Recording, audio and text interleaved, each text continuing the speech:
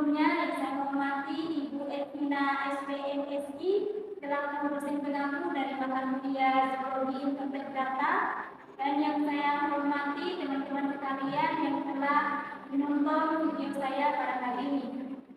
Baik, perkenalkan saya Arti Salihah. Di sini saya akan memaparkan materi saya mengenai peran dan pemanfaatan invertebrata oleh manusia.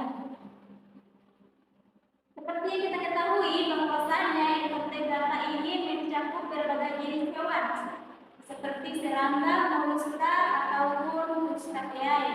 Nah, dari ketiga jenis invertebrata ini dia sangat memainkan peran yang sangat penting dalam kehidupan manusia, baik secara langsung ataupun secara tidak langsung. Di sini apa saja peran dan pemanfaatan invertebrata oleh manusia? Di sini yang berikut adalah beberapa peran dan pemanfaatan invertebrata oleh manusia. Yang pertama adalah sebagai sumber pangan. Nah, seperti yang kita telah pelajari bahwa Crustaceae ini seperti udang, kepiting, dan lobster. Sedangkan moluska ini seperti cumi-cumi, tiram, dan kerang. Nah, dari kedua jenis invertebrata ini, dia adalah sumber makanan yang mengandung atau yang kaya akan protein sehat.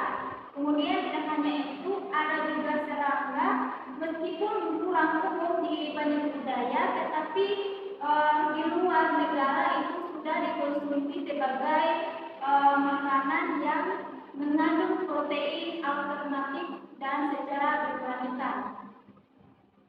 Kemudian yang kedua adalah pemanfaatan dalam pertanian dan pengendalian hama. Nah, seperti terlihat ini adalah serangga seperti pemakan tanaman seperti kumbang dan ulat bisa menjadi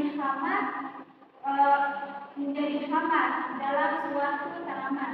Namun ada juga serangga predator seperti laba-laba dan kumbang pemangsa yang digunakan dalam pengendalian hayati untuk mengurangi populasi hama yang dapat merusak tanaman. Kemudian tidak hanya itu, di sini juga ada lebah, di mana lebah ini dia berperan dalam proses penyusupan tanaman yang membantu dalam meningkatkan hasil pertanian. Kemudian yang ketiga adalah berbagai bahan baku industri. Di sini itu ada cangkang moluska, di mana cangkang moluska ini digunakan untuk bahan baku pembuatan kosmetik, cat, dan bahan baku farmasi. Kemudian tidak hanya itu, di sini juga ada saraf dan enzim dari invertebrata seperti enzim dari cacing tanah. Seperti yang terlihat, enzim dari cacing tanah dan udang ini digunakan dalam industri makanan dan obat-obatan. Kemudian yang keempat itu sebagai keperluan medis dan farmasi. Di sini ada beberapa invertebrata seperti cacing dan cacing pita atau laba-laba. Ini dapat menghasilkan senyawa yang dapat digunakan dalam pengembangan obat. Sebagai contoh, telintang digunakan dalam pengobatan tradisional untuk penyembuhan luka. Kemudian tidak hanya itu, di sini juga ada lendir siput atau biasa disebut juga sebagai snail. Ini digunakan dalam kosmetik karena kemampuannya dalam memperbaiki dan meremajakan kulit. Kemudian yang kelima adalah sebagai indikator lingkungan. Nah, di sini invertebrata seperti serangga dan Crustaceae ini sering digunakan dalam penelitian lingkungan untuk memonitor kualitas air dan tanah karena mereka ini lebih sensitif terhadap perubahan ekosistem.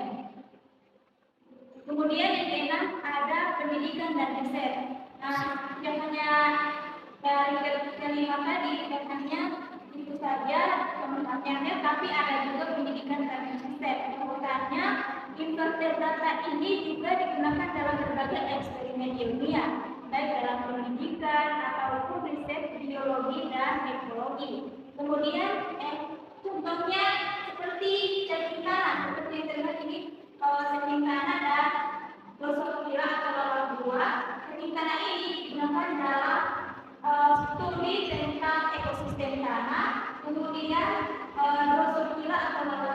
ini digunakan sebagai organisme model dalam studi genetika. Baik, itu saja pengembangan materi dari saya dan kurangnya mohon maaf.